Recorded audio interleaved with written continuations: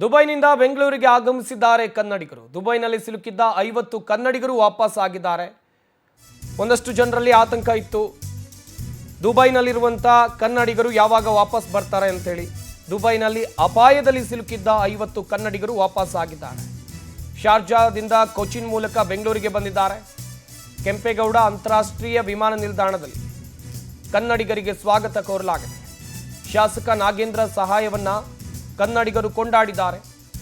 ಬಳ್ಳಾರಿ ಜಿಲ್ಲೆಯ 35 ಜನ ಇದ್ರು. ಹಾಗೆಯೇ ದಾವಣಗೆರೆ, ಚಿತ್ರದುರ್ಗ ಮೂಲದ 15 ಜನ ಕನ್ನಡಿಗರು ದುಬೈನಿಂದ ವಾಪಸ್ ಆಗಿದ್ದಾರೆ ಬೆಂಗಳೂರಿಗೆ, ತಮ್ಮ ತಾಯ್ನಾಡಿಗೆ ಎನ್ನುವಂಥದ್ದು ಗೊತ್ತಾಗಿದೆ. ಶಾರ್ಜಾದಿಂದ ಕೊಚ್ಚಿನ್ಗೆ ಬಂದರು, ಕೊಚ್ಚಿನ್ನಿಂದ ಬೆಂಗಳೂರಿಗೆ ಬಂದಿದ್ದಾರೆ. ಇನ್ನೊಂದು ಕಡೆಯಲ್ಲಿ ಇವರು ಇಲ್ಲಿಗೆ ಬರೋಕ್ಕೆ ಏನು ಕಾರಣ ಅಂತ ಹೇಳಿದ್ರೆ, ಹೇಗೆ ಯಾರೆಲ್ಲ ಸಹಾಯ ಮಾಡಿದ್ರು ಅವರನ್ನು ಕೂಡ ಕೊಂಡಾಡಿದ್ದಾರೆ ಕನ್ನಡಿಗರು. ಬಳ್ಳಾರಿಯ 35 ಜನ ಇದ್ರು. ದಾವಣಗೆರೆ ಹಾಗೆಯೇ ಚಿತ್ರದುರ್ಗ ಮೂಲದ 15 ಕನ್ನಡಿಗರು ಇದರಲ್ಲಿದ್ರು. ಈಗ ನಾವು ಫ್ಲೈಟ್ ಹೋದ್ವಿ, ಏರ್ಪೋರ್ಟ್ಗೆ ಹೋದ್ರೆ ಅಲ್ಲಿ ಏರ್ಪೋರ್ಟ್ ಎಲ್ಲ ಮುಚ್ಚಿದೆ ಅಂತ ಹೇಳಿದ್ರು. ಅಲ್ಲಿಂದ ನಾವು ಫಸ್ಟ್ ಒಂದು 2 ಗಂಟೆ ಅಡ್ಡಾಡಿದ್ವಿ. ನಮಗೇನು ಹೊಸ ಊರು ಗೊತ್ತಿಲ್ಲ. ದುಬೈ ಲಾಡ್ಜ್ಗಳು ಅದು ಇದು ಏನಂತ ಬಹಳ ಭಯ ಪಟ್ಟಿದ್ವಿ. ಬಾಂಬ್ ಬೀಳ್ತಿದ್ದಾವ ಹಾಗೆ ಅಂತ ಹೇಳಿ. ಆ ಟೈಮ್ನಲ್ಲಿ ರೇಣುಕಾ ಪ್ರಸಾದ್ ನನ್ನ ನಾಗೇಂದ್ರ ಹರ್ಟ್ಲಿ ಫ್ರೆಂಡ್, ನಮ್ಮ ಮಂತ್ರಿಗಳಾದಂತ ಶಾಸಕರಾಗಿರುವಂತಹ ನಾಗೇಂದ್ರ ಅವರ ಒಂದು ಬಹಳ ಸಾರ್ಥಕ ಫಲ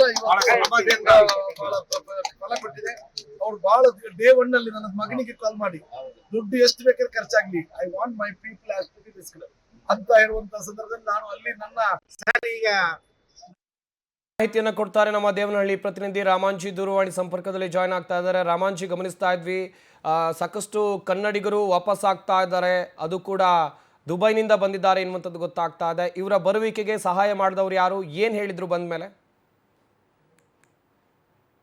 ಈ ಇಸ್ರೇಲ್ ಮತ್ತು ಇರಾನ್ ಅಮೆರಿಕ ನಡುವಿನ ಯುದ್ಧದ ಪರಿಣಾಮ ಎಂತಂದ್ರೆ, ಆ ಯುದ್ಧದ ಭೂಮಿಯ ಸುತ್ತಮುತ್ತ ದೇಶಗಳಿಂದ ನಮ್ಮ ರಾಜ್ಯ ನಮ್ಮ ದೇಶಕ್ಕೆ ವಿಮಾನಯಾನ ಸಂಪೂರ್ಣವಾಗಿ ಸ್ಥಗಿತ ಆಗಿತ್ತು. ಈ ಒಂದು ಸ್ಥಗಿತ ಆದ ಸಂದರ್ಭದಲ್ಲಿ ಸರ್ವೇ ಸಾಮಾನ್ಯವಾಗಿ ಅಲ್ಲಿ ಕೆಲಸ ಮಾಡುವಂತ ನಮ್ಮ ಕನ್ನಡಿಗರಾಗಿರ್ಬೋದು ಮತ್ತು ಇಲ್ಲಿಂದ ಅಲ್ಲಿಗೆ ಪ್ರವಾಸಕ್ಕೆ ಹೋದಂತ ಎಲ್ಲಾ ಪ್ರಯಾಣಿಕರು ಏನಂತಂದ್ರೆ ನಮ್ಮ ಕನ್ನಡಿಗರೇನಂತ ಅಲ್ಲಿ ಸಿಲ್ಕೊಂಡು ಸಾಕಷ್ಟು ಪರದಾಟ ಅನುಭವಿಸ್ತಾ ಇದ್ರು.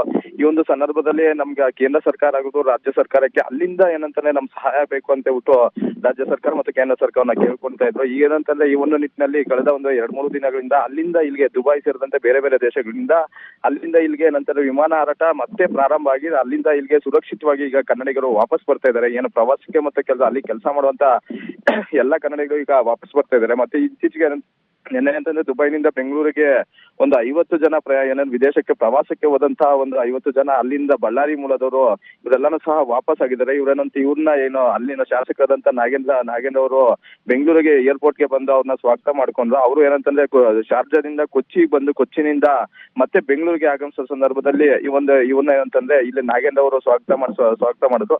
ಅವ್ರಿಗೆ ಸಹಾಯ ಮಾಡಿದಂತ ನಾಗೇಂದ್ರ ಅವ್ರನ್ನು ಸಹ ಅಲ್ಲಿ ಅಂದ್ರೆ ಮೆಚ್ಕೊಂಡುವಂತ ಅಲ್ಲಿಂದ ಬಂದಂತ ಅವ್ರು ಮೆಚ್ಕೊಂಡಿದ್ದಾರೆ. ಇನ್ನು ಏನಂತಾರೆ ಇವತ್ತು ನಾಳೆ ಏನಂತಾರೆ ಅಲ್ಲಿಂದ ವಿಮಾನ ಹಾರಾಟಗಳೀಗ ಪ್ರಾರಂಭ ಆಗಿದೆ. ಇವತ್ತು ನಾಳೆನೂ ಸಹ ಸಾಕಷ್ಟು ಪ್ರಯಾಣಿಕರು ಅಲ್ಲಿಂದ ಇಲ್ಲಿ ಬರ್ತಾ ಇದ್ದಾರೆ. ಸಂಪತ್, ಥ್ಯಾಂಕ್ ಯು ತಮ್ಮೆಲ್ಲ ಡೀಟೇಲ್ಸ್ಗಾಗಿ.